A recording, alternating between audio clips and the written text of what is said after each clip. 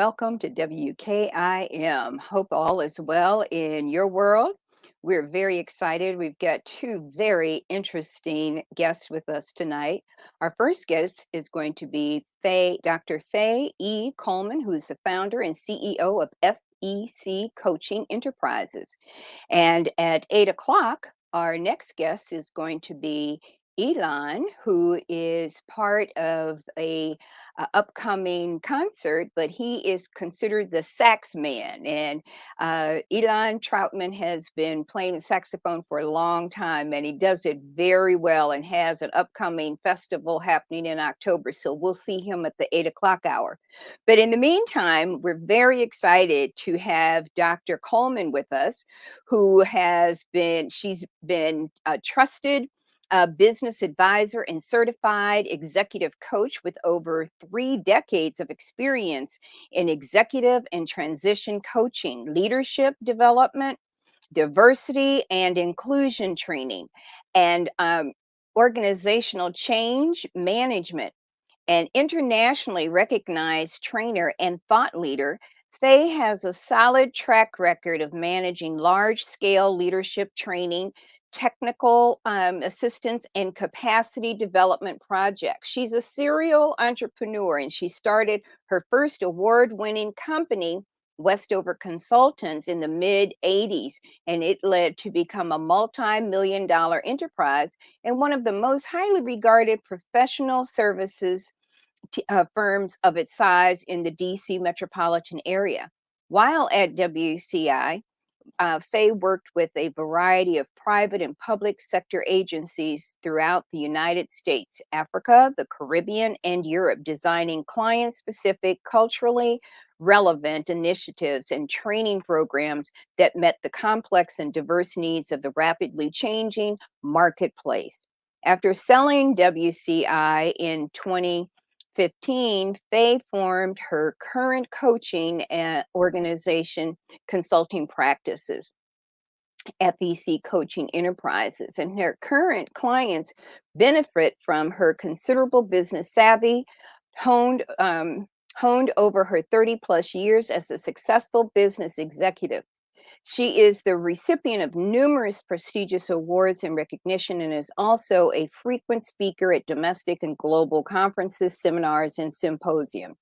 She also serves on numerous professional community boards, commissions, and civic organizations, including co-chair of the Enterprising Women Foundation, past chair of the board of directors of Leadership Greater Washington, and Women of the Dream, listed in Who's Who of American Women. Faye holds a BS degree in sociology from Simmons College, an MED from the University of Massachusetts, and a PhD in education human development from the University of Maryland. She's an international coach, Federation Associate Certified Coach, and an Energy Leadership Index Master Practitioner. Welcome, Dr. Faye E. Coleman. How are you, I'm Dr. doing Coleman? well. Thank you so much. Thank you for that very gracious introduction. I'm delighted to be here. Really Well, you've looking worked forward. hard for it, right? Yes, I have. Yes, you have. So, Mhm. how did you get into coaching? What was Well, happening to make you decide that that was the area that you were going to pursue? well, after I sold my business back in 2015, I had, as you mentioned, my first business was a management consulting and government contracting company, and I had that I started in the early 80s and built it to a multi-million-dollar company, sold it in 2015. And I realized that I wasn't quite finished, that I still, even though I had the gray hairs, but I still had something that I wanted to do, to give back. I see this now. I consider myself semi, retired, but I can't stop. So I decided to become an executive coach, a business leadership coach, because I see that as a way of giving back. Most of my clients are entrepreneurs at various stages in their business. Some are early stage, and some have very robust large companies, and they're looking for, planning their exit strategies. And since I've been through all of those stages, I felt that, I think I can give back. I have something that I can offer. I'm passionate about helping women, particularly women business owners and other leaders, especially women of color. And so that's why I think that's the main reason why I decided that I wasn't quite finished, and this was an avenue for me to keep my skills fresh, but also pivot out of consulting to coaching, which was a new area for me, and to give back. So Mhm. that's what I decided to do. So in your information, you have a list of several coaching positions, right? So, executive coaching, Right. transition coaching, Mhm. leadership, and diversity training, as Mhm. well as organizational change management Mhm. and retreat facilitation. Mhm. So, they're similar, but they're separate. They're Right. very different. Can you They are speak different. to what they are and how? I mean, what I'd like to happen here is for you to be able to take this information and people will be able to use it and hopefully even get your services afterwards. Because Mhm. too often, we're moving so fast, we don't, and we think we know what we don't know. And Right. a lot of times we don't even know what we What don't we know, don't know. right? Exactly. Exactly. Yeah. Right? So let me start by saying because I've been both a coach and a consultant. And a lot of times people I've found, and I was actually guilty of it a little bit myself, that I wasn't clear about what the difference was. I've been, a trainer, I've been a coach, I'm now a coach, I've been a consultant.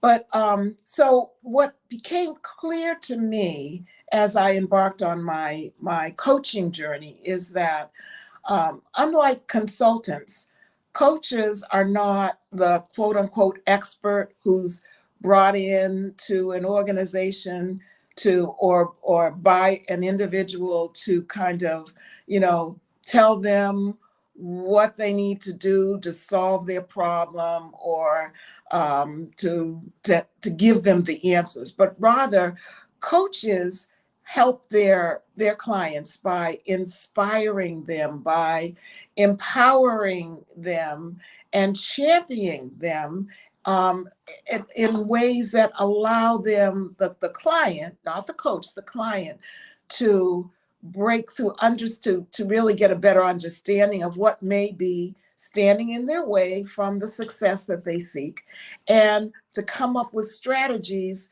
to allow them to reach that success Mhm. by asking empowering questions, by challenging them, by holding them accountable for their actions, those kinds of things.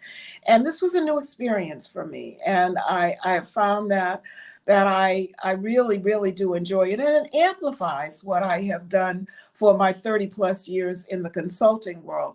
Now, when I talk about the different types of coaching, I have business, mature and, seasoned business owners, leaders who I work with. But I also have people who are looking to transition from their current, whether they're a business owner or they're an executive in a corporation or in a nonprofit, or they're just a successful career person who's professional who's looking to navigate the next phase of their life, and they need help because they don't quite know what that next phase is. So that's what I call the transition part of the coaching. I come in and help them, explore what various options that fit with their goals or the desires that they have, and to figure out ways to accomplish those. So those are the kinds of things. And every now and then I'm called upon to come in to an organization and help them around issues related to diversity, equity, inclusion. And that may include a retreat, a Right. senior level corporate retreat.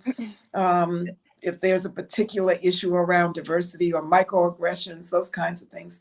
But I really do enjoy this phase of my career. I enjoy the coaching interaction Oh, and seeing, people really realize their dreams. so let me insert here because Mhm. I really want to go through these individually because each one of these aspects of your business model is different, Right. Mhm. right? And so Absolutely. and so when you talk about coaching, one of the things that you said that really resonated, and I was waiting to find that little entry, Mhm. um, champion, being a Mhm. champion. How speak to that and what that really means, and what does that look like on your side, and what would that look like for your client? So I'll give you an example. Um, I had a client once who had a very successful business, and she'd been in business for many years, and she was looking towards the next phase of her business, of her life, really.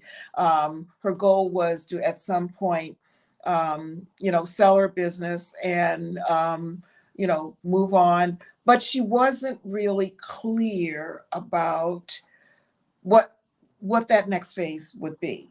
And so I helped her envision what her the things that really made her feel whole, that perhaps while she was so busy building her business, she didn't have time to focus on those things that really gave her enjoyment and gave her fulfillment. So she didn't really have a clear picture of what that fulfillment really would look like. Mhm. And the champion part came in helping her visualize what that would look like, and building her capacity to really see how she could tap into the very skills and attributes that she had to make her a successful business person, to allow her to reach those goals in the next phase of her life. And it was like a revel you know an evolution for her. She it I sort of, helped made her, challenged her in a way to envision what that life would look like. And I encouraged her to like describe it in writing, and not just physically but emotionally. How would she feel? She could envision it. If you can't envision something, it's hard to achieve it, you Mhm. know and so helping the person really envision what it is, what that success. Everybody says, I want to be successful. Well, but everybody's different, so Yeah. their interpretation of success is different. My interpretation of what success is may be very different from the next person's. Each individual has their own, understanding and goals and interpretation of what success is. But a lot of times there are things that are keeping them from actualizing that. And Mm. that's where the championing and the challenging and the empowering them to see that, Right. to connect those dots between Mhm. what they brought to the table to make them successful in one phase of their life, are the same ingredients that they can use in this next phase of their life. They just I have to envision it differently. So, Yeah, I like to mhm. use the term, you gotta see yourself there. You get Yes, right? exactly. You've gotta You have see to, yourself, be in it, right, right? you have to see it to be it. Mhm. Hmm. Mhm. Absolutely. And sometimes I think, it's really overwhelming, when you start down that journey in Hmm. trying to understand where you're going. Right? I mean, we Absolutely. go through all the coursework, we talk to all the people, that we think know, right? Hmm. But Hmm. everybody's experience is so totally different, right? Absolutely. And so, let's go to the transitional, right? Hmm. That's really a powerful term, first of all. Yes. Can Yes. we Yeah. talk about that? Well, when in my practice, when I focus on transition, everybody has different phases that they Mhm. go through. And understanding and recognizing, and some people are better equipped for a variety of reasons to recognize when they need to transition to another phase. But what they're in, it might be something that they've been doing for so long and they become kind of resistant to change, or they're just, they don't see a path forward then as clearly as perhaps they had at an earlier stage. And that's could be an indication that it's time for them to pivot. Mm. And Oh, I like so, that. I love that yeah, word. excuse me. So Mhm. it's about helping them realize and get a better, a clearer picture of what that next phase, what that transition phase is, what the end result is. So, what would it look like? You know, describe if you were in if you were in a totally different situation than you're in now. Let's say you're a business owner and you have a lot of employees and you have a lot of, clients that you have to satisfy and competing, demands on your time and all of that, and it's wearing you down. And so looking forward to another phase of your life when that part of those demands are gone, but you're not clear about what will I do? You're Mhm. so used to being in this spot that you're in now that it's hard for you to even envision, even though you want it, but it's hard for you to even envision something Mhm. else. Right. And so I by champion, you ask about championing, it's a combination of championing and challenging. And if you think about, coaching started with athletics, and everybody kind of associates coaches with football, baseball, all of that, Right, right. sports. And when you think about what athletic coaches do, they champion their athletes, they challenge them, they empower them. And that, in many ways, that's what professional coaches do as well with their clients. We may use different techniques, but the end result is the same. We're helping people get a clear picture of what it is, what success looks like to them, Mhm. and what it looks like to them may be different from what it looks like to the next person. And so we have to understand that. So that's what I said earlier about it's not about coming in and telling them, giving them the answers. Everybody is different. We help them look inside to figure out what's best for them. Mhm. And sometimes it's so distracted with all of these other things that they can't do that. And Right. that's why coaches can be very effective in helping people transition to that next phase, especially when they're stuck. And, I think also transitional is a great word because a lot of folks that I know, we're at that tender age where Mhm. many of us are retiring, but we're Yes. starting new careers, right? Hmm. And we're Absolutely. doing new things. And Hmm. so, but it's making the transition, and Hmm. in many cases, having to work with other people, different generations, because now there's some Hmm. generational expectations that you have Hmm. to deal with. And so that coaching through that process can be really helpful for those of us who are at that transitional moment. And quite Absolutely. frankly, being transitional, going from one entry level position to even making it coming out of college and even making it to that managerial or executive level because you move so quickly in that Absolutely. organization, that transitional coaching is real critical to Right. have somebody help you navigate. I call it, I have all these little things, isms, um, but to where all the bones are buried. There are things that are Hmm. happening in different corporations that you're not going to know, or different organizations, be it in a university level or nonprofit or arts or Right. whatever. Hmm. But there's a process, and so you have to make certain you can pivot and deal with the movement that is happening in those industries, but moreover in the organizations that have hired you. And sometimes it's a match, and sometimes it's not. And I know, I as personally, I worked at an organization that was very youthful, Mhm. and I had all this senior experience, right? Mhm. Um, Mhm. and so it was very interesting. It was a nonprofit, um, but I had done work in corporate America Mhm. versus what was happening in a growing nonprofit was Mhm. totally different, and Absolutely. I had to kind of pivot it a whole bunch of times Oh, and yeah. to make that adjustment.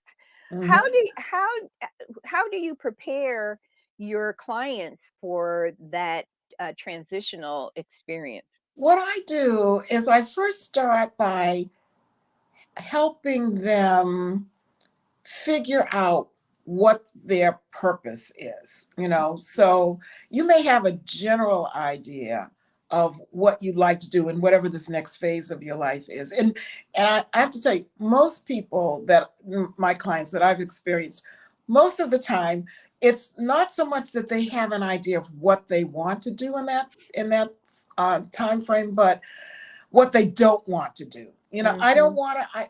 I have, I don't have enough time. Work life balance. I don't have work life balance. I have all these demands. All these kinds of things. So they're clear on what they don't want in the next phase. What they're not so clear on is what they really want. And that is what I help them figure out. And I do it by, asking the type of questions that really challenge them to think. An example would be if money was not an option, you had all the time, you had the resources on, what would you do? And what would be the first thing you do? And how would you go about doing it? You know? Mm.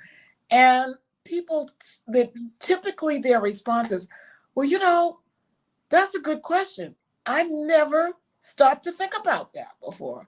And I said, well, if you don't know where you're going, if you don't know what your purpose is, then any path, any you'll settle for anything, and any path Mm. will take you there. So Oh, it's wait a minute, say that one more time, you fall for anything, right? right.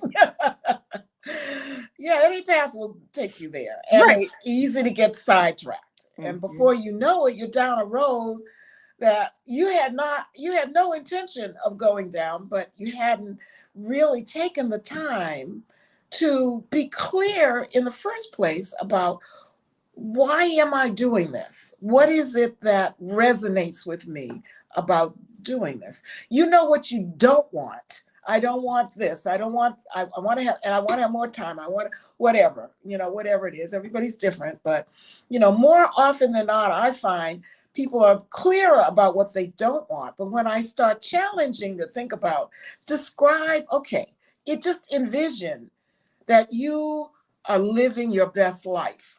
Describe what that would be. What do you do? How does it feel? Just really.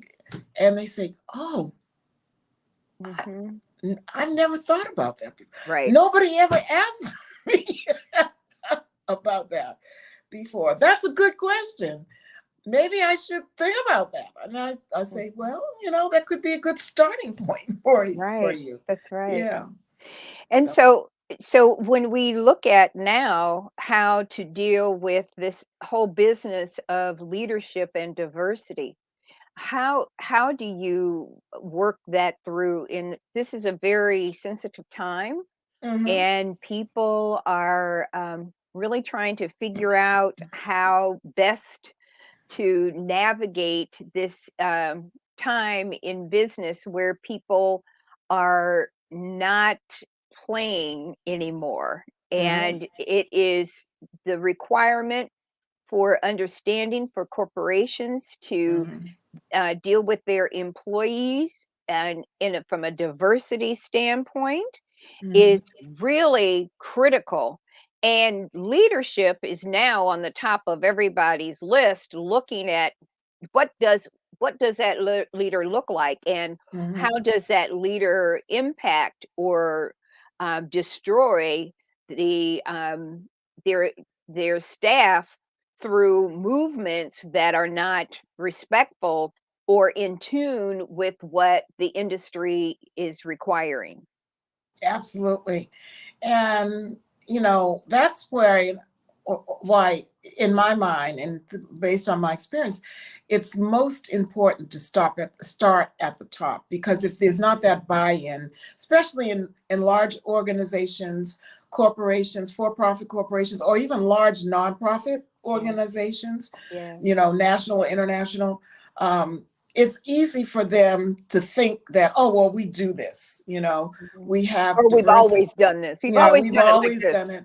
Mhm. um, but they don't really think, they don't go in depth, go, scratch beyond the surface to look at, okay, so, we might have um, people of diverse backgrounds, but are we really ensuring, are we talking to them to make sure that things like small microaggressions are Mhm. not happening, where, or are we getting a temperature check from them? Are we listening to them when they say, yeah, they're in the door now, whereas 10, 15, 20 years ago, they didn't even have, a culturally diverse staff at all. So now they're there and they think, oh, pat myself on the back, look, we have all kinds of minorities. We have, immigrants. We're great. We're wonderful. We're there. Give us a, applause. But it's not that easy, Right. because a lot of the people of color and our other diverse populations that they're pulling into this, established organization that's always functions a certain way, those basic principles upon which their operational standards have always been built have not changed. And the higher up the corporate or organizational ladder you go, I have found the the less open they are to hearing that, Mhm. there's still work to do. Just sprinkling, diverse employees throughout the organization, without changing the very, fundamental values and operational um, concepts of what the organization does on a day-to-day basis Mhm. is not sufficient. It's just not working. And these diverse employees know that. They see that, and that's what, you know makes them dissatisfied, and always, wanting to hold their supervisors, their managers, and all to account.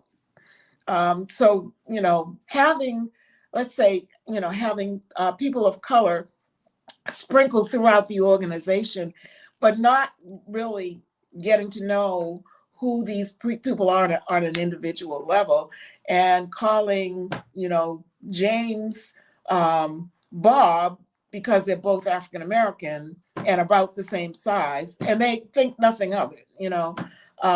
Those sorts of microaggressions are still very prevalent in organizations that are kind of patting themselves on the back. Look at how many, diverse employees we have, and we even have some of them that are managers. And I'm not saying that's bad. That's all wonderful, but it's not enough. It's Right. not in and of itself. That's not the Mhm. total goal. Mhm. So, And yeah. I think too, there's a saying that rolls around many corporations or institutions that, but we've always done it like this, or it's Yes. always been this way, and Yes. like the world is not supposed to move. And from a diverse standpoint, far too often there are people who have not been challenged, who are in the Mhm. leadership role by their board Right. or their senior leadership, because they want to make certain that they can still keep their job and do all of these things. Absolutely. Right? And Yeah. so they will put a little gray area around it. They'll box it and put it in a little bow, and they smile in your face, but it's not Mhm. always what they're doing. And in many cases, you can see what's actually happening based on how many people of color are employed, but also how many people that are in leadership that don't look like you or myself. Exactly. Right? Exactly. Yeah. And, there was a nonprofit that I worked for, and, all of the work that they're doing was for the children, and the Mhm. children look like us, right? Mhm. But there were no vice presidents Mhm. in that corporation that had a black anything vice Mhm. president. Right. And so when you sit down and you look at, you have to look at complete totality. What does Absolutely. that say about that leadership, right? and Mhm. and so here's a question for you. You're now the employee, and you Mhm. have to navigate this. This is also part of, I would imagine, what you have to do with these leaders and getting them to understand what the requirements are and what does diversity really mean. What does it really mean? It's a word that's two sentences in Webster, but Mhm. how is it applicable? Absolutely. And it's not an easy process, because when you peel back the top layers of, that just says, uh, corporations or large nonprofit organizations can point to their roster and say, well, we have X number of, African Americans and Latinx people and Asian Americans, and, aren't we wonderful? Um, and look at what some of those subtle microaggressions that people who have been there all the time have been used to doing, like, not if you have a diverse group in a team working together, and a person of color will offer a solution or make a suggestion, and it's ignored, and then a white male or someone else will say the same thing, and it's embraced, and Mhm, everybody, oh, women, this happens to women as well. um, mhm. and so when they're called out for that, you know, um, there's resistance. Oh, how can you say that we're not culturally sensitive? Look at all of the diverse populations. Look at all the people that we have. So, but if you keep mixing up the names, you don't even know the difference between one African American employee from another African American Bob and employee. Robert, but y'all, Exactly. Um, then I have one of my clients works for a large nonprofit that does wonderful work in, with low income families, and, very, very accomplished, very, very well known and well regarded organization, and the work they do is very powerful. And yet the composition of the employee base does not reflect the population that they serve. So they've gotten a little bit better in bringing a more diverse workforce into the organization. But what they haven't done is, and they're resistant to, is when those employees point out that it's not just enough to bring diverse employees into the organization and think, okay, I've done my job, everything's fine, and you're still, acting the same way and on those same and those same behaviors are being exhibited and allowed, um, just as they were before you had diverse employees, then you have a long way to go. There's still a lot of work to do. Mhm. And the leadership gets resistant. They don't want to hear that. What do you mean we're not, diverse? Well, look at how many employees, and we have, people who have, you know, minority children. They've adopted all those kinds of things. And so, there's still a lot of work help in that needs to be done, and allowing people who are paying lip service to Right. the need for diversity to really peel back and delve into the complex, because these problems are long standing. So you Mm-hmm. can't just expect the sprinkling, Right. diversity throughout the organization. Okay, Right. that's it. Job's done. No, it's not Right. done. You have to change minds and behaviors and thought patterns, So I you got a know. question for you, Dr. Coleman, which is, a lot of corporations, they do the little retreat, right? Hmm. And they go in and they're looking at how they're going to move the corporation. And, every couple of years, they do a big retreat and they do Hmm. little breakout sessions and they come back and they've developed a strategy. And then they've got to take that strategy and then they got to deploy it and disperse it throughout. How do you keep your leadership team focused on the truth in a Hmm. diversity standpoint, right?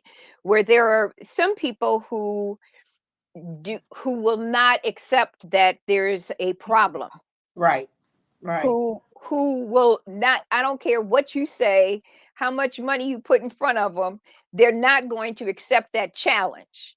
Hmm. But we've done it this way all along, and All and the. and we're not racist. I don't know why you Hmm. want to say that. That's not Hmm. who we are, Hmm. right? How do you get past that in coaching them through these are life-changing issues for people. Absolutely. Absolutely. And usually those things, those behaviors don't manifest in very broad and strict and obvious ways. They're the subtle, Mhm, micro aggressions that happen on a daily basis that people who are the perpetrators of these behaviors are not even aware of.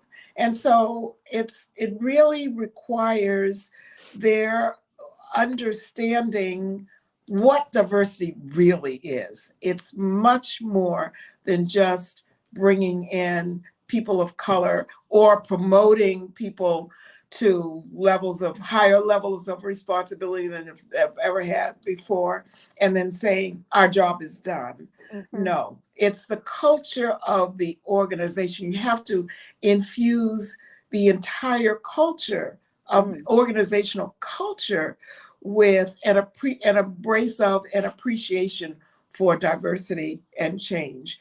And that is something that's very difficult to do. And it takes time doing it.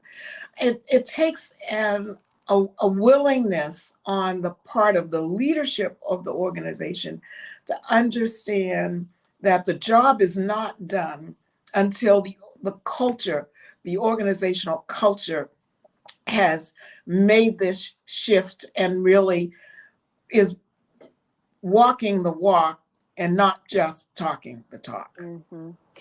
I think it's really interesting because too often, many of these corporations, and I've worked with military and corporate, and Yeah, I have to. it's yeah, and it's all the same. So Mhm.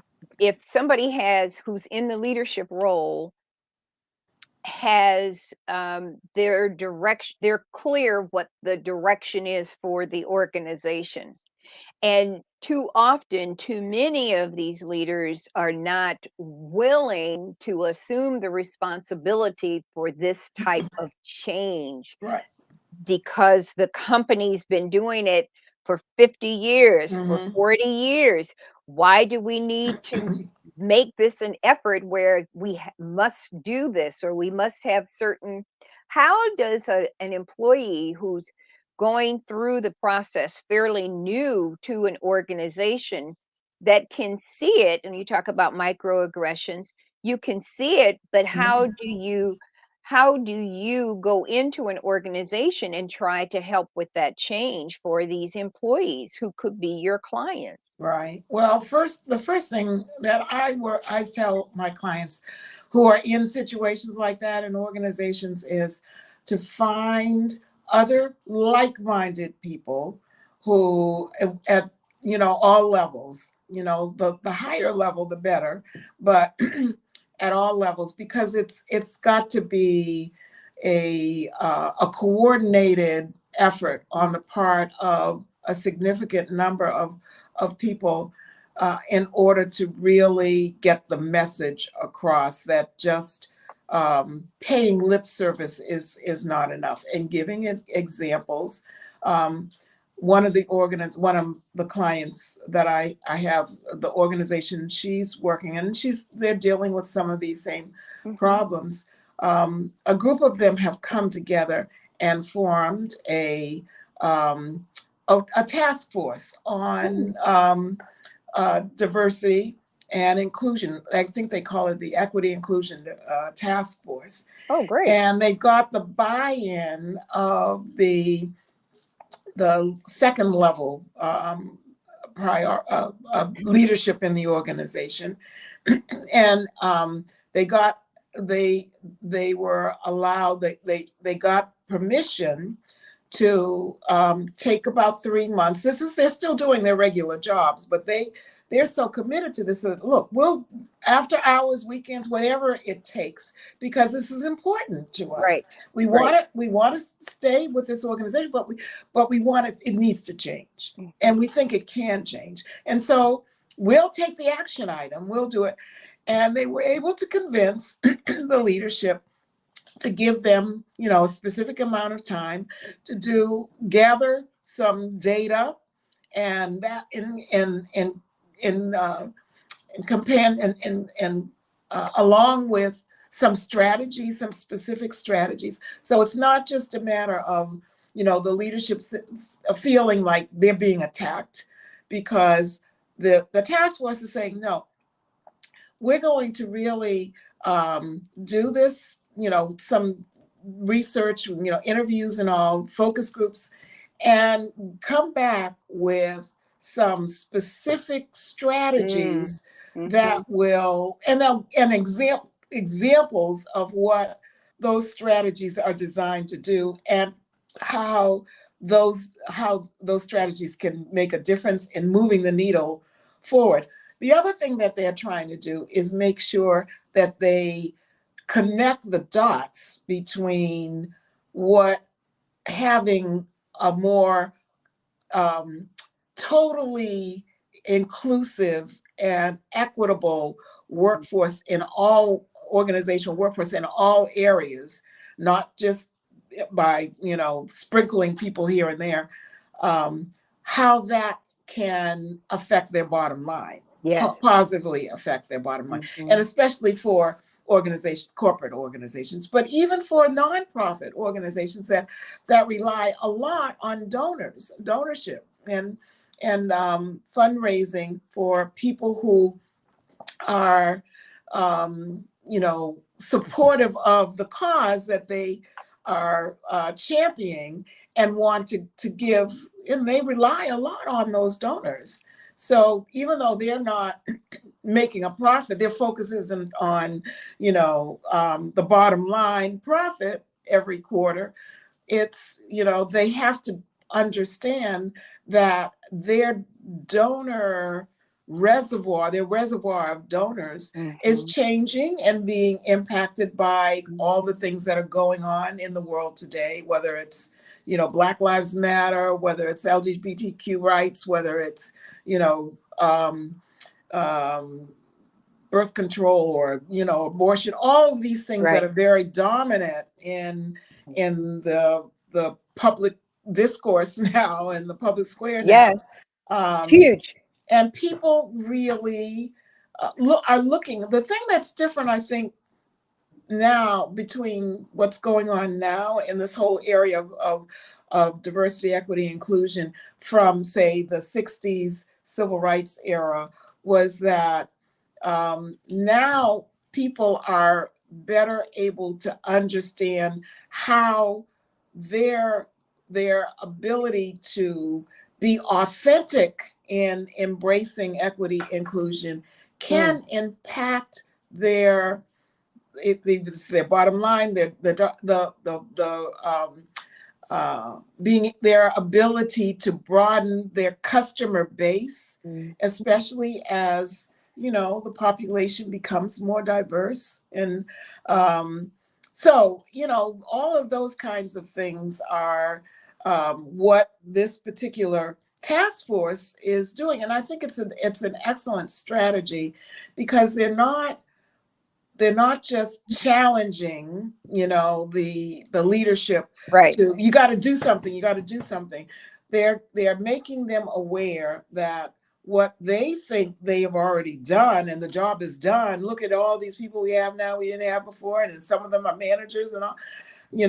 They're saying, look, you can be Uh, better. We right. the Period. job is not completed Hmm. yet, and let us take the lead in coming up with some specific strategies that will help. And if we do that, here's some positive, concrete benefits for the organization, which we all will benefit from. But So, see, I don't think that a lot of people even get that there's a benefit, right? Because they're so mhm, stuck in the past right. and Hmm. how we always did things that it's Yeah, very difficult for them to be able to move forward with an open mind because they've been living with this closed mind for so right, long, right. right? And Absolutely. and it's trying to pierce that bubble that Hmm. they've been living in for far too many decades. Now, one Hmm. thing that you hear is organizational change management. Recognizing that the only constant is change. Can you talk about change Yeah, management? I can give you an example. This was when I had my consulting practice, maybe about the late the mid 2000s, around Uh-huh. 2005, 6. One of our clients was the national the Food and Drug Administration, and for years and years and years, as long as the Food and Drug Administration had practically been in exist, they're the ones that we were working with, the entity within FDA that does authorizes new drug applications, goes through the applications and all. And they had been doing the the process that they used had been in place for so long that nobody could even remember when they had done it. They hadn't done it this way. Well, industry was had gotten very had made a good case. They'd done a lot of lobbying on the Hill and made a case to lawmakers that the process that you use, that the new drug application takes so long. By the time the drug manufacturers, the Pfizer's and all of the world, have come up with an application, um, but it's going to be, it takes like 2 3, now this is clearly before COVID, Right. 2 3, sometimes 5 years before it's approved so that it can go on the market. Well, by that time things have changed and they have to go back and tweak the basic Right. components of the drug. That's And right. so they lobbied successfully, and the whole process was had by law had to change. They had to speed it up from like 2.5 years down to something like 6 months. Well, the people who were doing this were up in our 6 months. Oh, we can never, oh no, they didn't even want to think about, they were just so adamant about it can't be done, it can't be done, it can't be Hmm. done.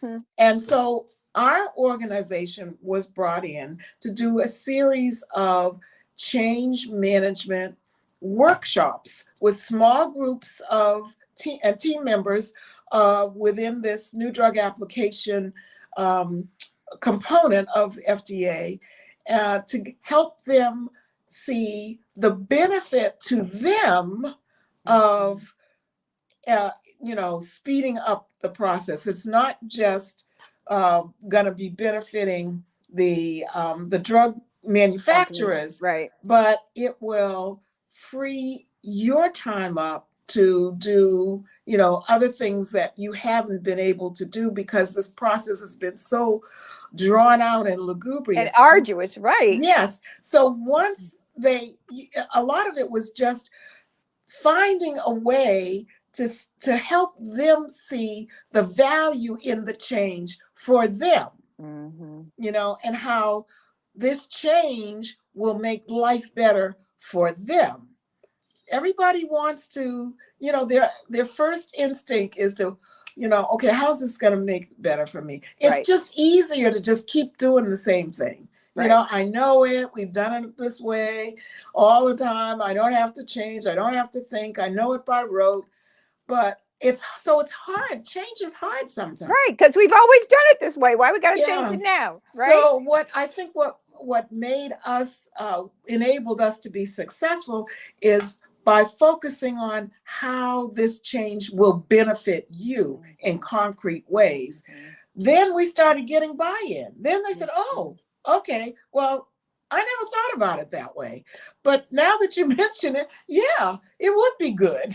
And so they were able to shift. They were able to make that transition from the way we did it in the past. We've always done it the last 50 years Right. to let's do it a new way and reap the benefits of it. And you were able to do that comfortably, right? Yes.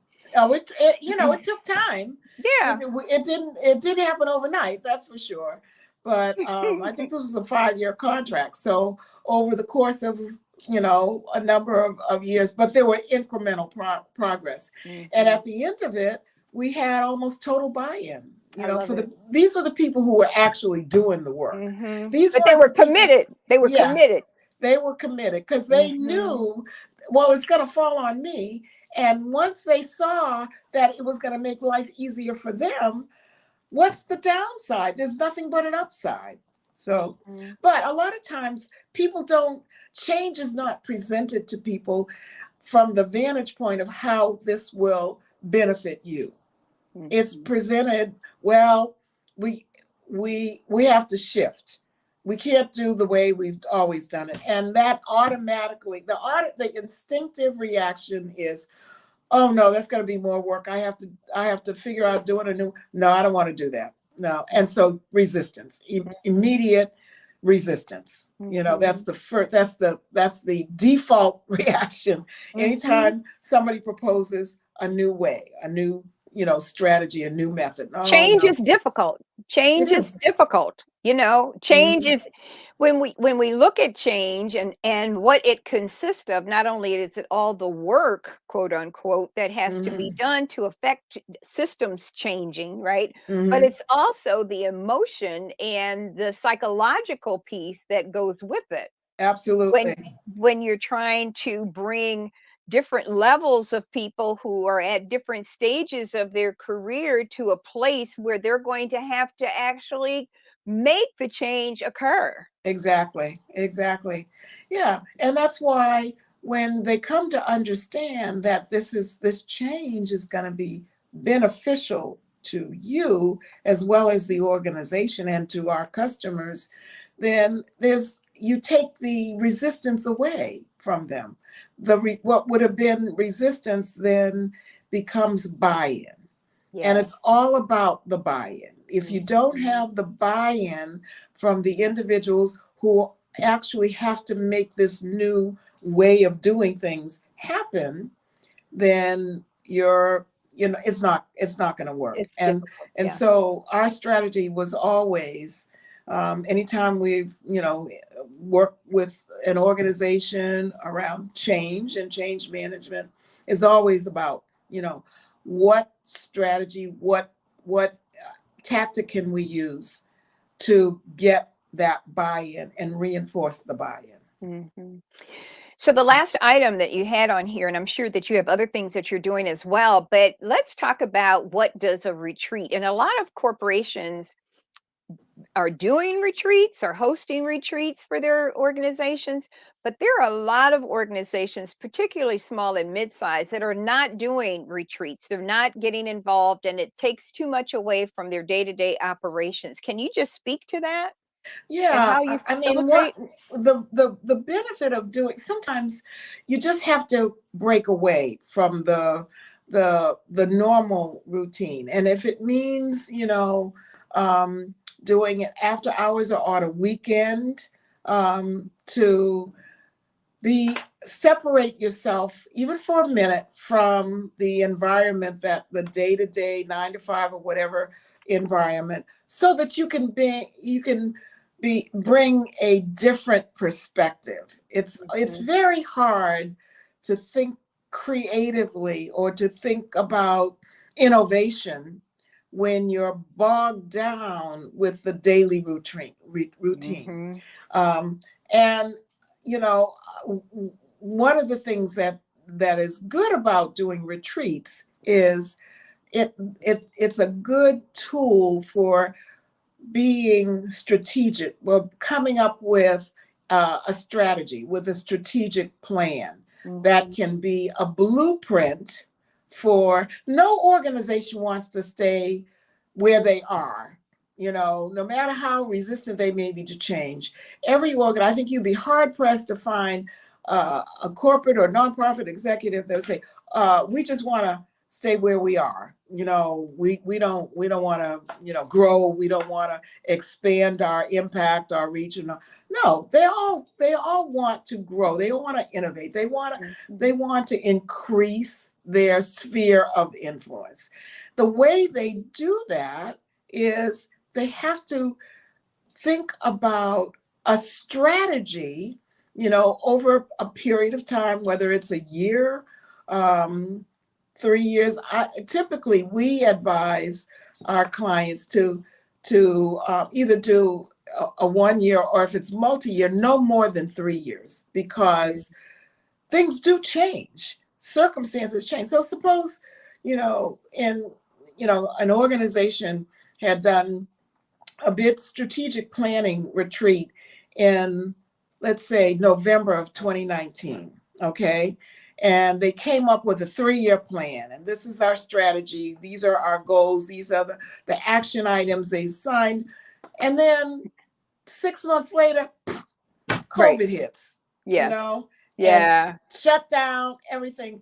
So you always have to be aware that circumstances are constantly evolving. Now, it may not be something as dramatic and life changing Right. as a pandemic, Right. but there's circumstances outside of our control that we're not able to Mhm. predict that are Mhm. going to have an impact. And so, even though our goal may be to have a strategy, that be very clear about where we want to be in a certain period of time, whether it's a year or 2 years, whatever it is, and have a strategy, a well thought out strategy to Right. get to reach that goal.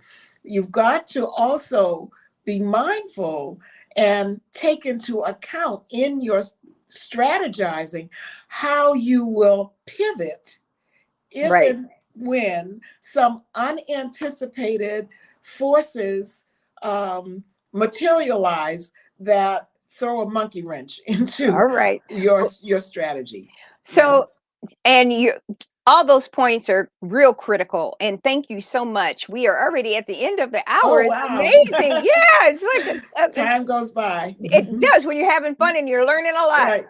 Dr. Faye Coleman, founder and CEO of FEC Coaching Enterprises. Dr. Coleman, please give us an email or website so people can get in touch with you. Yes, my email address is Faye, Faye, at fecenterprises.com. .com. And that's my email. My that's my email address. My website is www.fecenterprises.com.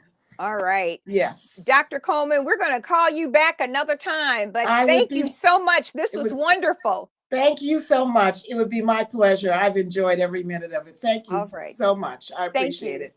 All right. Dr. Take care. Dr. Faye Coleman at Thank you. Bye now. FEC Enterprises. Thank you. Thank you. Bye bye. Okay. Well, Mhm. I'll tell you, this has been a great interview, and we look forward to our next guest and Mr. Elan Trotman, who is called the Sax Man. He has quickly become one of the fastest rising stars in jazz with over 15 Billboard topping radio singles. Elan's latest release, Dear Marvin, plays tribute to Motown legend Marvin Gaye. Trotman's signature sound brings a blend of smooth and tropical grooves to major festivals and cruises worldwide. In addition to a successful solo career, the Berklee College of Music graduate and now faculty member has also worked as a sideman with some of the biggest names in the biz, including Roberta Flack, Jeffrey Osborne, Johnny Gill, Peebo Bryson, Michael McDonald, Jonathan Butler, Sheila E., and Earl Klug, just to name a few. Ilan has also performed the U.S. national anthem for the Boston Red Sox, Boston Celtics, Dodgers, Cincinnati Reds, Brooklyn Nets, and he's an avid golfer. He has appeared as a celebrity and entertainer for numerous charity outings, including tournaments for former NBA shooting guard Ray Allen and comedian Chris Tucker. In 2014, he founded the annual Barbados Jazz Excursion and Golf Weekend, which directly supports his Never Lose Your Drive Foundation in Barbados. And that's up and coming. And so we're going to talk about this tonight. So let us welcome Ilan Trotman, Saxman. There. Hello. Hi. Where's the sax man, Sax? Where's the sax man? Where's The the sax? sax? I thought you were gonna have the sax. I thought you How were gonna have the about sax. this? You go ahead. That don't look like a sax. What is that? That's a flute, isn't it? Or what Yeah, is that? that's all you get That's a today. flute. Yeah, It's good to see you, man. How you I doing? know. Good. Good to see you too.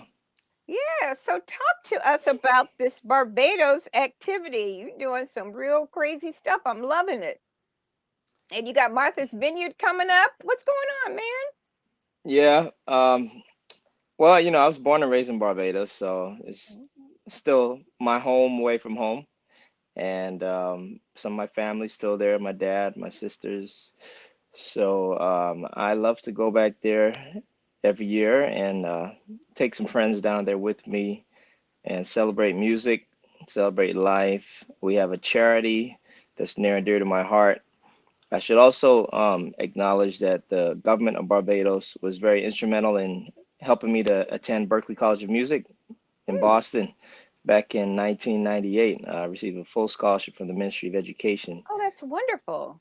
Yeah, so my way of giving back is through the Head Start music program, where we allow youngsters in the elementary school system to get free music lessons on a weekly basis. So that's all a part of the weekend that we do every October, in addition to a celebrity golf tournament. So with this Head Start program, because I'm loving this, and they have music, and what are they doing? What's the takeaway for that?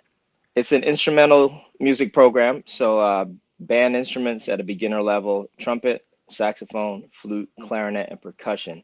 We have tutors that instruct them basically from ages 10 to 12 and get them ready to be able to join the middle school band. That's why it's called the Head Start Music Program, because we want them to be introduced to instruments in elementary school, so that when they do make it to middle school, or what we call secondary school back in Barbados, that they would already have a head start and be able to jump right into the band program. What got you interested in doing this? What was going on to make you do this? This is a powerful program, Elon. I'm actually a former Boston Public Schools music educator. I taught from kindergarten to fifth grade for a period of my life, right after graduating from Berkeley, actually. My degree's in education. And I had an opportunity to mentor some students in the Boston Public Schools for over 8 years. And there was actually a program that was going on during that time, which was funded by the VH One Save the Music program. They sent us a whole bunch of instruments. So that's kind of my model, Hmm. where we start these students early enough so that if they stick with it all the way through middle school, maybe one of them has a chance to be the next Elon Trotman and attend Berklee College of Music. And I should also mention that at this year's event in October, we're going to try to raise funds that will allow a high school student to attend Berklee. They have Mm. a modified 5-week summer program, um, which is available for students 15 years and older. And I'm going to be on faculty for that program starting in a few weeks. So in addition to the Head Start Music program, we're adding this new component where we want to be able to raise up money for tuition, housing, and all expenses paid for this a worthy student to come up to Boston from Barbados next summer to attend the 5-week program. Oh, I love it. So that'll be for not this year, but the following year. Yeah, but we're going to award the recipient this Okay. October. Yeah. Uh-huh. And so let's talk about that. So you you've already been in education, so I didn't realize that. So that was a little something I didn't know. And now you've taken this where children are really being impacted. I think music is so powerful, or the arts are so powerful, and they give children something that really can speak to their heart and their soul. How are some of these children navigating this program, and what do they think about it? I would say the parents are more excited because That's good. they don't have to come out of pocket. You know, we raise the funds so that the tuition is paid. We understand that they have a lot of other obligations with, you know, sports and tutoring and stuff like that. So Mhm. the parents are definitely very appreciative of the fact that they can, you know, drop their kids off for a few hours every Saturday. As far as the kids, the program's been going on for a few years, and we have some alumni who are actually continuing to play instruments and come back and help mentor and perform at some of our events during the course of the year. And I'm sure they're grateful for the opportunity to be able to play an instrument free of charge Mhm. and to get instruction from, you know, some of the best tutors on the island and be affiliated with this program, Head Start Music. I love it. I absolutely love it. So, talk to us about this October 6th through the 10th, 2022, the 7th annual Barbados Jazz Excursion and Golf Weekend. You play golf? I love golf. I'm a What? very competitive golfer too. Yeah, I didn't know that. Not that I would know that. So, this is a whole weekend. So, talk to us about this. It's the 7th annual. Yeah, we started in 2014. We took the last 2 years off due to COVID, Yeah. but we've had some amazing performers from Will Downing to Mesa to Najee to Jeffrey Osborne, Norman Brown, Alex Bunyan, and we've had some guest comedians as well: Chris Spencer, Damon Williams. Had some celebrity golfers: Bernie Williams from the New York Yankees, John Starks from the New York Knicks, and it's basically just a weekend getaway. You know, Barbados is an awesome destination, as you all know. Amazing beaches, amazing food, great hospitality and people. I was fortunate to spend my first 18 years of my life on that island, and I love going back. This year we have Paul Jackson Jr., who's a Grammy-winning guitarist based out in Los Angeles.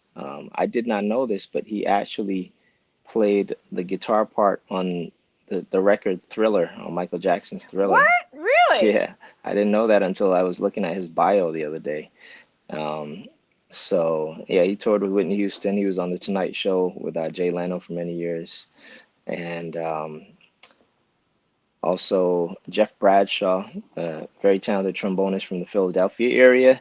He's currently on tour with Patti LaBelle and her band. Mhm. He's going to be a featured artist. Marcus Anderson, who's based in the Carolinas, he is currently on tour with CeeLo Green, and he was a member of Prince's New Power Generation before he passed away.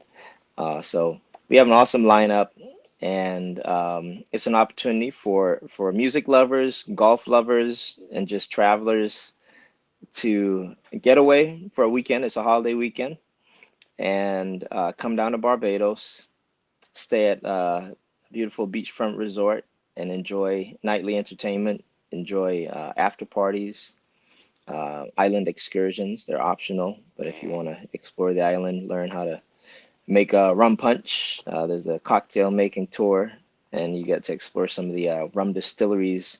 As you know, Mount Gay rum is one of the oldest rums in Mhm. the world, and that's where it comes from Barbados. So, what made you create this big festival? And it's 7 years in the making, huh? Yeah, well, I always tell people the first 3 years were kind of like an experiment, What does that mean, an experiment? What? because it didn't, it wasn't intended to be a festival. When I started it, I took about 10 friends, family and friends with me to Barbados when I started it. Hmm. And the second year, maybe I took maybe 24. And then the third year is when I started to see a little bit more interest as far as the potential for it growing, because people were like, we want to see you perform in Barbados. We want to go home and enjoy, you know, we want to see where it all began for you. We want to meet your family. We want to enjoy the food and the culture. And, some golfers, of course, were in that bunch. We want to play golf and enjoy some of the most beautiful courses in the world. And that's when others started to take notice, people in the tourism sector, Hmm. because they noticed that, of course, there was a little bit of a spike in demand for hotel lodging and travel with flights and tour operators. The golf course benefit from it, the hotels benefit from it. And eventually, the next thing I knew, um, I asked Jeffrey Osborne to come down in 2016. I was doing his celebrity golf tournament in Rhode Island, along with Smokey Robinson and Johnny Gill, Dr. J, Magic Johnson, Cedric the Entertainer, Sinbad. And I asked Jeffrey if he wanted to come to Barbados, and he's like, sure. And that year we had over 300 people. Nice. So it went from an intimate group. I mean, it's still considered an intimate festival. It's not a mega festival, which is why I like it so much the way it is, because there's enough space for you to enjoy yourself and not feel overcrowded. It's very intimate. And so that's why I started it, and that's how it ended up becoming what it is today. So, in looking at this, I would imagine then this part of the income funds the student program, right? In the Yeah, arts and education program. yeah. A portion of the proceeds go towards funding the program so that these tutors can be compensated. Also, we have insurance costs for using the rental facilities for the lessons, instrument maintenance, and things of that nature. Um, and also during the golf tournament, a lot of our celebrities and artists will make donations of, show tickets or, autographed jerseys and things of that nature. So we're able to also generate some additional funding through silent auctions and live auctions and Oh, things that's of that cool. nature. Yeah. That's cool. So you were also, the other day, you said something, you were getting ready for the Martha's Vineyard Festival that's coming up. Yeah, Martha's Vineyard Jazz Excursion and Golf Weekend is the sister festival to the Barbados Jazz Excursion and Golf Weekend. If you've never been to Martha's Vineyard, you need to put it on your bucket list. The only way to get there, well, there's two ways to get there. You Hmm. can fly there. It's a Hmm. small airport, but most people take a ferry. So you have to drive to Cape Cod, which is at the tip of the state, and you take a 45-minute ferry ride over to the vineyard.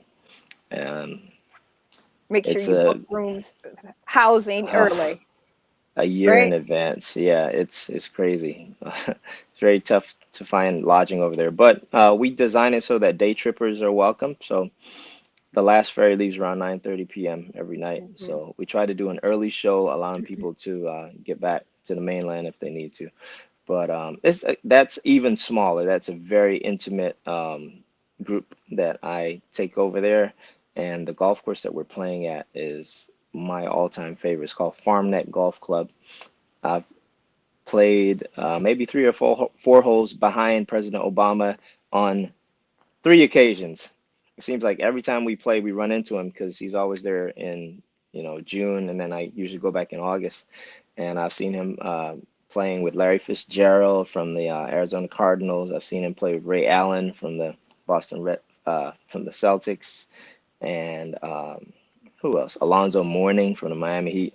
So he definitely loves sports, and he loves to challenge these professional athletes on the golf course. So it's kind of cool to be in a destination like that where you can run into former presidents. Yeah. Especially that one, right? especially that one. Yeah, and Especially he that one. he'll stick around and greet people and take photos with people from time to time. After he finishes golf.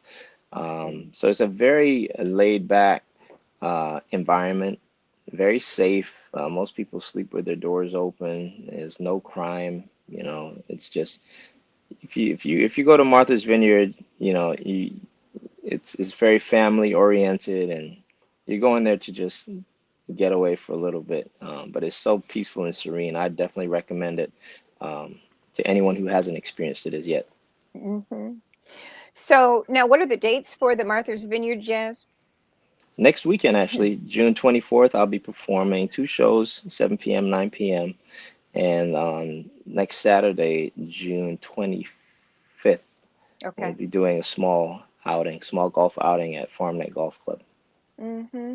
So I see you have a flute. I didn't know you played the flute because I know you by the sax man. I don't know you by the flute man. Well, most saxophone players can play the flute because they're all in the woodwind family.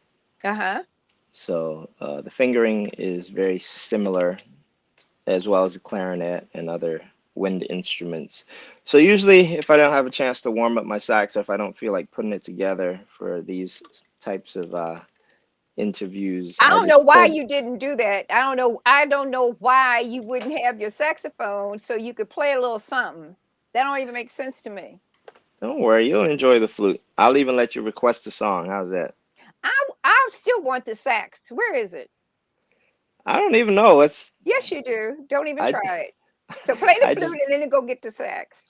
I just got back I'm from not. a I ain't trying to hear really, it. really tough trip. I'm so not trying to hear it. You I knew got you were stuck coming in on New this York. show. You knew you were Listen. coming on this show. Don't it? Play the flute.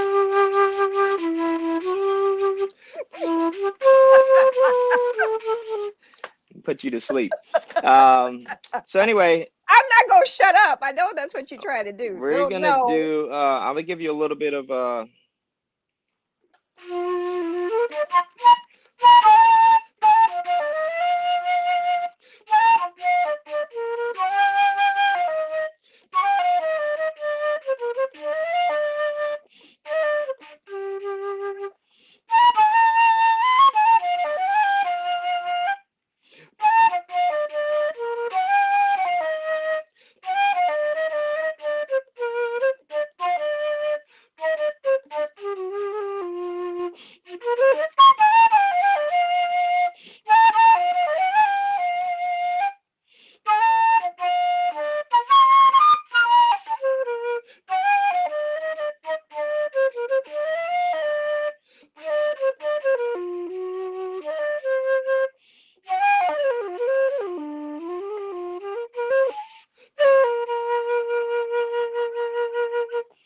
Did you recognize that song?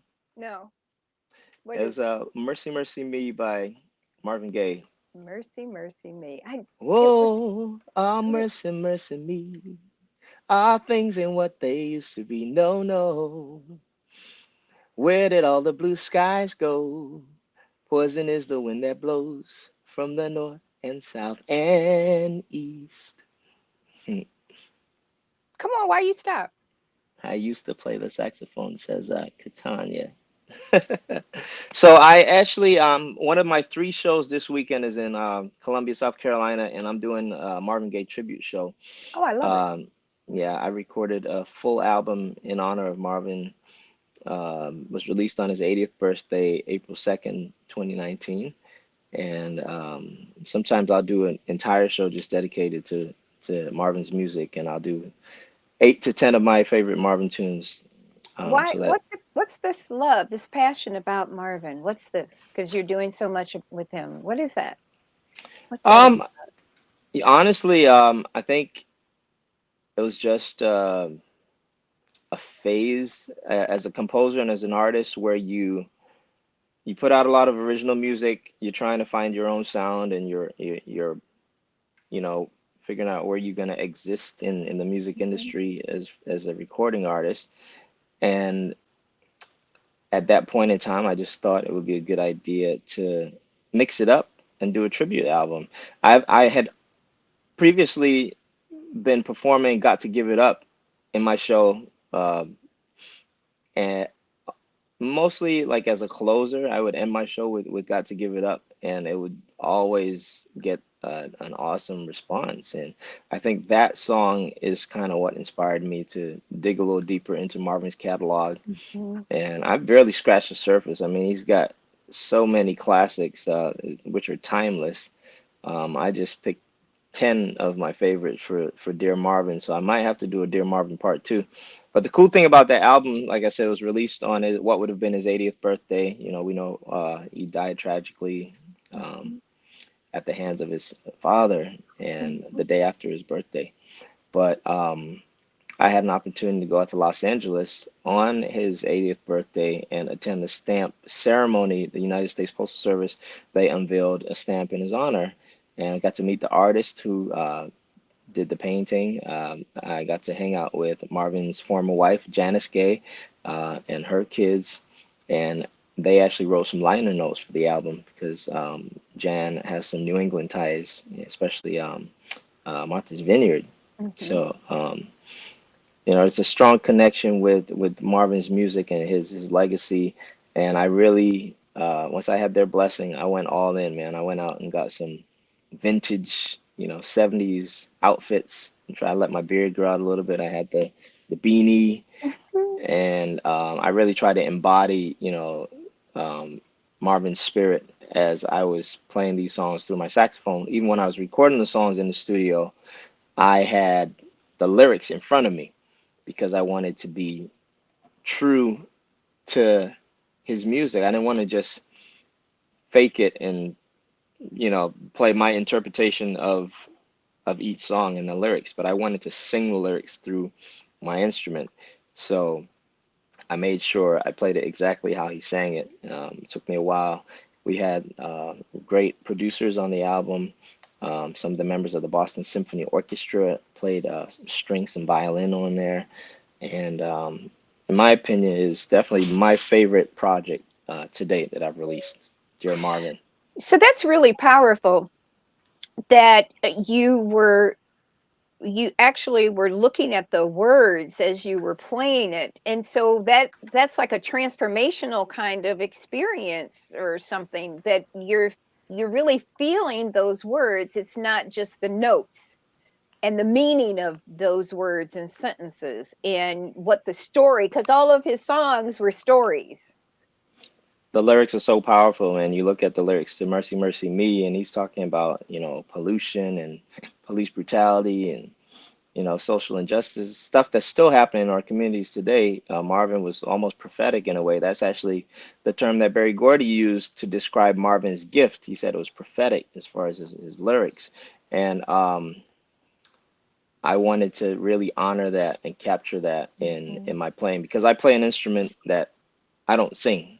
So my way of interpreting the lyrics is to play those syllables and those phrases the way that he expressed them. And the only way I can do that is to really be as accurate and precise as possible with every word that he sang, especially on the verses of those songs. So we did um, Trouble Man, we did Mm. Ain't Nothing Like the Real Thing, we did Mhm. Inner City Blues, we did After the Dance, just some of my favorite, all-time favorites.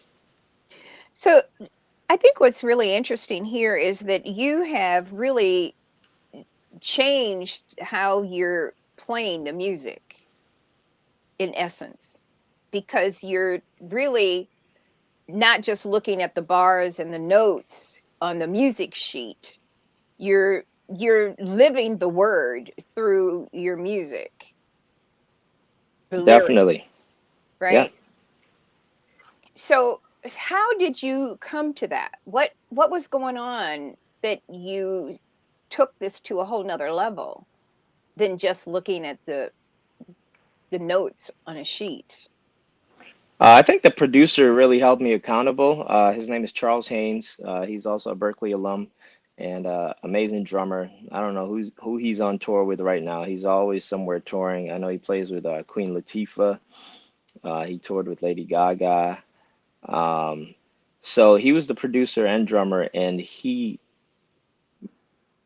kind of charged us all to really study the original records and Mm. try to capture everything because Marvin was a musical genius. He would sing all of his own background vocals and layer them.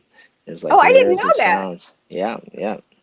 Um, and also the instrumentation. We try to replicate those sounds. So for example, there's one song that has this instrument called a glockenspiel, which is it's almost like a xylophone, but a small Okay. xylophone, Okay. and you hear it at the end of Mercy Mercy Me. It's like these little bells going off, and he went out and he rented that same instrument, one of those instruments, so that we could capture it and replicate it. So when you listen to the album, you hear the strings, real violins playing. You hear the organs, and I even played the baritone sax because I wanted to capture that Motown sound. That Um, vibe. Yeah. yeah, the baritone sax is huge. It's like 6 feet tall and takes a lot of Oh, is that wind. the one that's on the floor? At Yes. the bottom, the hook is on the Hmm. floor? Yeah. Okay. Wow. And you know how to play that? Yeah. It's Yeah. like once you play one saxophone, it's very easy to transition to others. You might not be able to play them as fluently as your whatever your main horn is. My main horn is a tenor saxophone. Okay. I don't play much alto saxophone. However, I do play some soprano saxophone.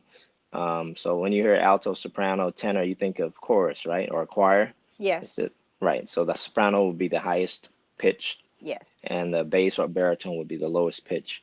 Um, People like Grover Washington Jr. were very well versed at switching back and forth from the alto to the tenor to the soprano to the baritone. So if you went to see Grover Washington in concert or you listen to his albums, you would get to hear him play all of those horns because they all have a unique sound. And so then they have once those are individually done, then they have to merge them for the actual recording. Is that correct? Because he's doing three separate Yeah, instruments. for the studio, yes, but actually on stage, he would just have all four of them set up on stage, and then he would just select which one he's going to play for that particular song. And then just go back and forth between them. Yeah, yeah. Oh, that's cool. I've never seen him in person. Yeah, there's some great footage of him doing some shows, Newport Jazz Festival in Rhode Island. Um, I think it's a show he did in Atlantic City. The entire concert's on YouTube, Hmm. and Grover was always very stylish for wears some cool shirts and always looks smooth. Um, but I think you should be able to see some footage of him playing the big baritone sax. I'll send you something so you can check it out. Okay, I'd like that. So let's talk about the sax that you are hiding from us and you don't want to play tonight, because you're really being jive, a Yeah, I'm not gonna sax play it, man. but But you're real jive right now. so I have Real I jive right have now, about sax man. You're just real jive right now, for real, for real. I have way too many saxophones. I have like 6 saxophones. You need to pull one of them out, like I'm for not real, playing it, but this is one. because your name says This is a Elon soprano. is sax man, sax This is a man. soprano sax You're right so here. jive. You see, it's got my name on it right there. No, I I don't think can't you see can see it. it. Oh yeah, I can. Uh-huh. But you won't play it. No, I don't Why you know because you're my mouth so my jive. mouthpiece is not in that one. You knew you were coming on here. Then you bring this little flute, and you should have been bringing the sax. Now you know I'm gonna talk about you. That's all You right. already know that. Uh, uh, you'll be all right. This one, Because you this don't is care. Oh, this I is love my that. this is my newest one. Oh, I love that. I recently became a member of Omega Sci-Fi Fraternity Oh, Incorporated, go ahead. and I got this Q dog. custom made, and my line name is Coltrane, a la John Coltrane. Go look at that. I love it. A purple sax. That's Purple and slick. gold. That's slick. Yeah. So what made you go purple and gold? I have a lot of dear friends that are Omega men, and I was able to connect with a graduate chapter here in the Boston area, Iota Chi, founded in 1955, and Oh, he's all in. honored to be He's all in, y'all. He's all in the in. company of the greats like Count Basie and Max Roach and George Clinton. He's all in. I love that sax. Was that you obviously had that made? I've never seen a purple sax. How did you tell us about that sax band? The company's called Cannonball Musical Instruments. They're Oh, based like in Salt. Adderley? Yeah, but Cannonball is actually also like in the medieval. It's like armor, Mm-hmm. right? Okay. Yes. Like the medieval warriors with the shields and the breastplates and all that stuff. Mm-hmm. So I think that's where they originally got it from. No correlation to Cannonball Adderley. Okay. But they're based in Utah, and they make all of my instruments. Well, they're made in Taiwan, but assembled and uh, everything's the the engraving and getting them in playing condition. All that's done at Mm-hmm. the headquarters in Sandy, Utah. So they recently came out with that finish. They actually call it ruby, not purple. Okay. It looks purple on this end Yeah. here. It's Oh, beautiful. yeah, And yeah. so is that the gold? Is it engraved in? Yeah, so it's brass underneath. It's a woodwind instrument, but it's actually made of brass. Mm-hmm. So under the lacquer is the actual raw brass. So once you engrave it, you're basically scraping the paint off, and Ah. then the brass underneath shows through as the design.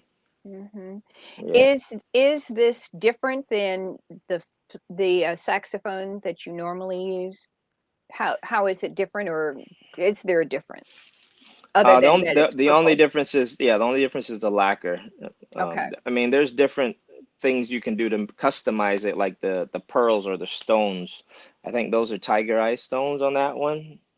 Um, so there's different stones that you can get.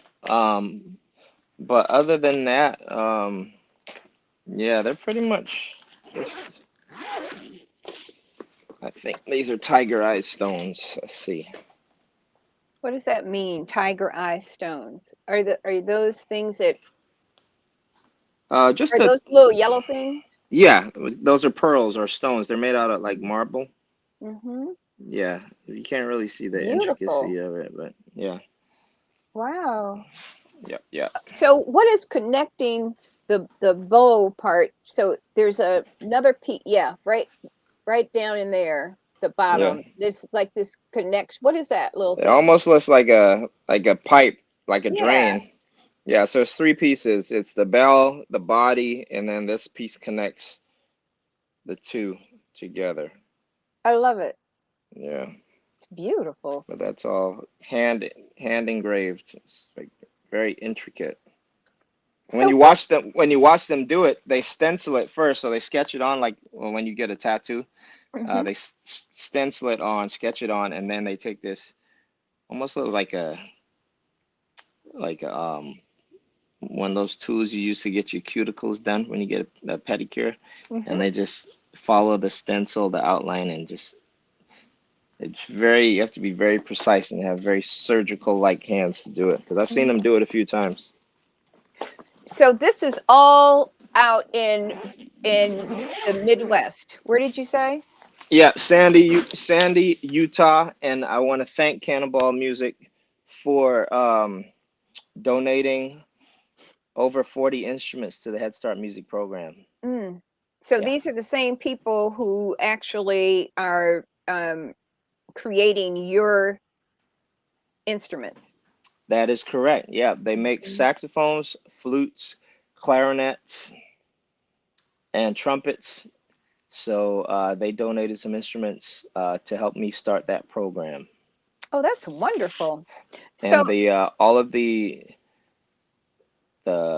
ownership, they're all musicians. They all play. oh, that's wonderful. Yeah. So, are any of them going to participate in any of your festivals? Any of those? I don't know if they're going to be able to make it down this year, but they always support the event. Mhm. One year they sent me some cannonball golf balls with the cannonball logo, and they also support the foundation. They, I want to say it was 2017 maybe, or that they came down and we did a workshop. So they came down, we did a clinic, and we played for the students. I had some posters, a cannonball poster that I autographed and gave away to some students, and they did some Q and A's and stuff like that. So thanks for reminding me. I'm gonna definitely give them a nudge and see if I can get them to come back down this year. Yeah, that would be cool. So, in looking at all that you've been through, right, your whole life, you're doing some amazing things from being an educator, creating a nonprofit to now doing festivals, and you're still playing and individually and recording, right? What's the next thing for you? How do you, all of these seem to be leading to someplace, right? I feel like I'm in a good place. I'm 43. I've had my share of touring and traveling to the point where I'm kind of trying to do less of it.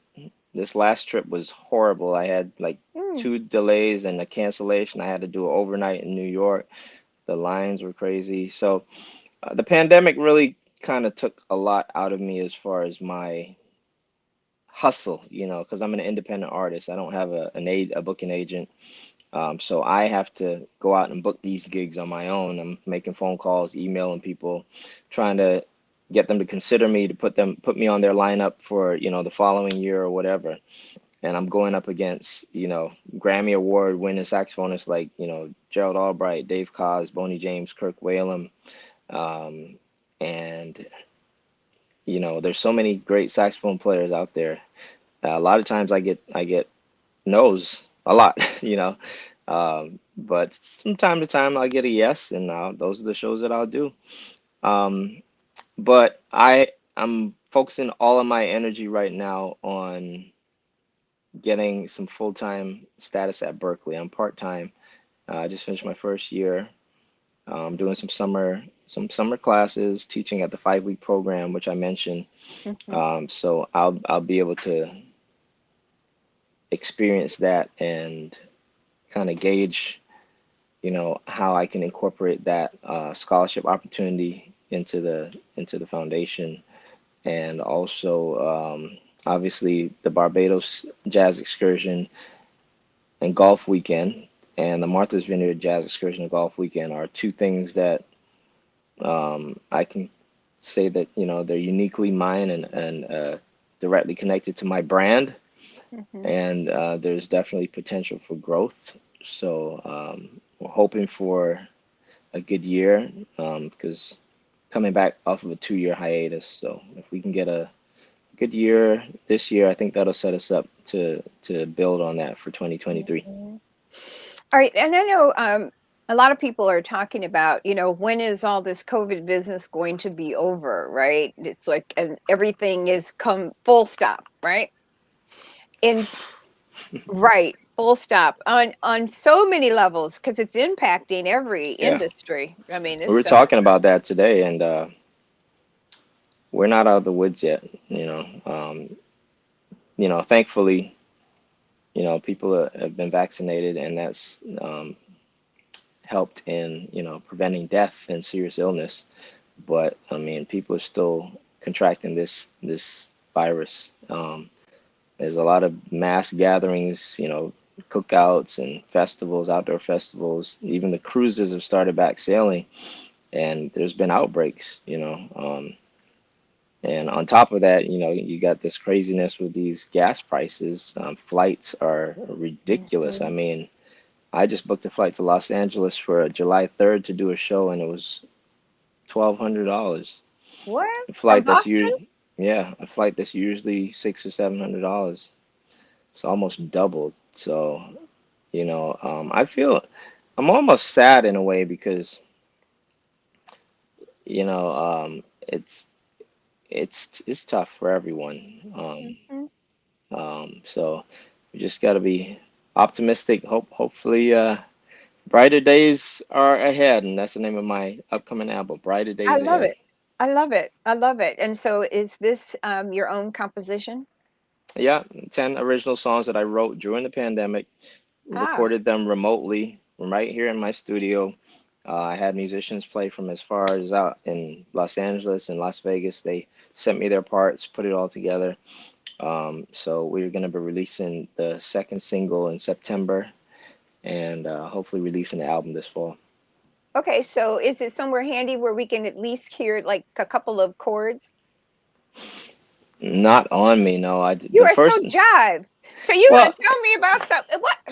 how am I gonna? You don't have your saxophone to play. You show No. me a beautiful saxophone, then you won't play it. I got your name up there. Katanya, our producer, put sax man on the thing, so that says who you are. You ain't even playing the sax. What? I thought you were gonna have my music queued up. No, you. I thought you were gonna play it because you were the sax man. Oh, I'll send you some stuff. Don't worry. That's not. That had nothing to do with what we're talking about right now. Listen, I'm telling you, I had a rough few days. I really did. I don't want to hear it. You knew you I'm were coming jet on lagged. here. You knew you were coming on this show, and you know that I'm going to sit down and make you keep fussing with you because you don't have the sax man's saxophone because you jive. Are you able to pull something down from YouTube? I don't know how to do that Can and play Katanya it do on it? here. Yeah. I don't even know if she's even around. I know it says that she's there, but Katanya is supposed to be doing something else. I don't know how to do that and make it loud. Maybe if I just do it, hold on, let me see.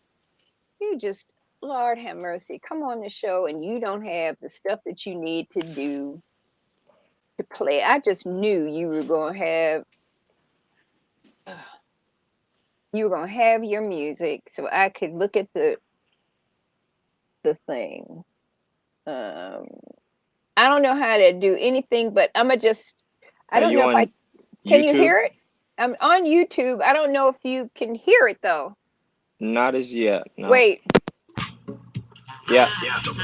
So okay. that's Carnival Fever. If you type in Brighter Days Ahead,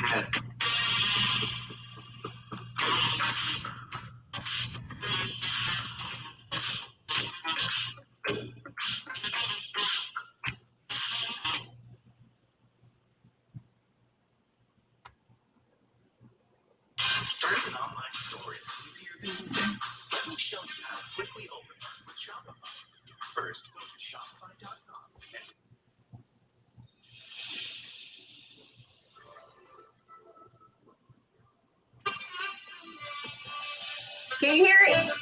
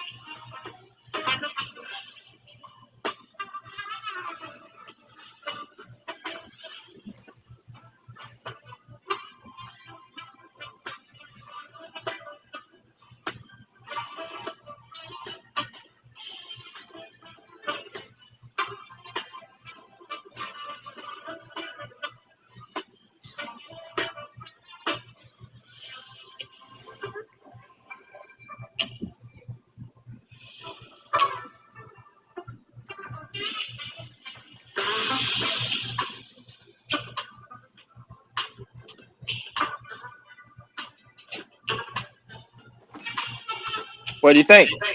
I love it. I'm still listening. So that's the title track.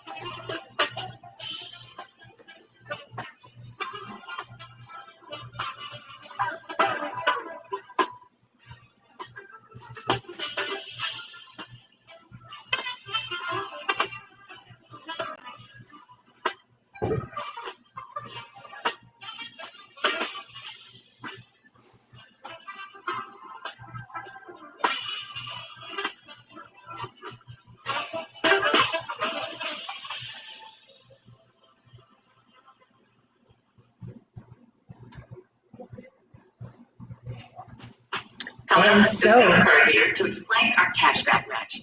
that's not what you want. That was beautiful. Thank you. See, and we could have been watching you play that. You don't care. You don't care. You don't care. You don't care. You don't care. That's beautiful. So, what was the influence on that one? That's beautiful. So I wrote about 10 songs in the space of maybe 6 weeks to 2 months. I think I want to say this is when the UK was having a really, really bad outbreak. It was Italy, I think, and I mean it was the first strain of the virus was just wreaking havoc in the UK. And I just turned the news on. I was just so sad because then I found out that, back in my hometown in Barbados, that COVID was actually rampant down there as well, and it's like the entire humanity was all being affected by this one thing, and it almost brought us together as a people, you know. Hmm. And that was the inspiration behind writing this album. The songs, they came from a place of compassion. One of the songs is a really beautiful ballad. It's called Prayer for Humanity. And like I said, I was hurting when I turned the news on and I saw the headlines and I just saw, how this pandemic was just, a lot of loss of life and grief and hurt and pain. And so these songs came from a place of compassion. And hopefully these songs will bring joy and healing to people, as the title track implies, brighter days ahead. Hmm. We're all waiting patiently, Oh, I Um, know. It's been extreme, right? yeah, it's Mhm. So, how have you functioned through this whole COVID business? Have you sequestered, or I see you're doing some things, but you're not doing a lot? yeah. I'm gradually going back outside. um, obviously I have to travel to do shows and stuff. So I'm at the point now where I made a conscious decision. You can't be afraid of it. You got the antibodies, that they put in our bodies to help fend off the virus and the symptoms. And you definitely got to move around and get out there to continue to build up your immunity. You know, so Mhm. this might be the new normal. I mean, people talk about the flu season. Yeah, just go get a shot and keep it moving. This is pretty much what that's going to be for the next few years. We'll Mhm. probably have to get another shot or another booster, and there'll probably be another strain of the virus. But most Making importantly, all these pharmaceutical companies rich. I know I wish I That's a had whole nother conversation. I wish I had a little piece of the stocks for Moderna and Pfizer. Like for real, for real, for real. And they just keep creating it. That's another show. We're not gonna do that today because then I don't want my voice going up 9,000 octaves. Yeah, So so we're coming up on the end. What are some of the things that, there are a couple things that really are important. One, that you're working with young people, and the arts are real critical to, I think, humanity, right? And what you're doing with the young people is powerful. How can we support our listeners? How can they support what you're doing? What do you need people to be able to do? Are you a 501(c)(3) and you have all of that information? Um, and so I know that the newsletter has some information in it, but let's just make sure that after today you send me some of the nonprofit information so that I can include it for people to be able to donate. They can do that on your yes, website, and your definitely. website, I don't think Katanya's here. The And website for the foundation is okay, neverloseyourdrive.org. okay. Neverloseyourdrive.org. Okay. Yeah, So and we'll do that. And anything else that you want us to know and what we should be doing? definitely give me a follow on Facebook and Instagram, Mhm. ELANTROTMAN, just as it's written. Okay. And that's where I keep up to date, keep my fans up to date on upcoming performances, what's Mhm. happening in my world, and that's probably the best way to keep up with me, as well as my full tour schedule is at elontrotman.com. Okay.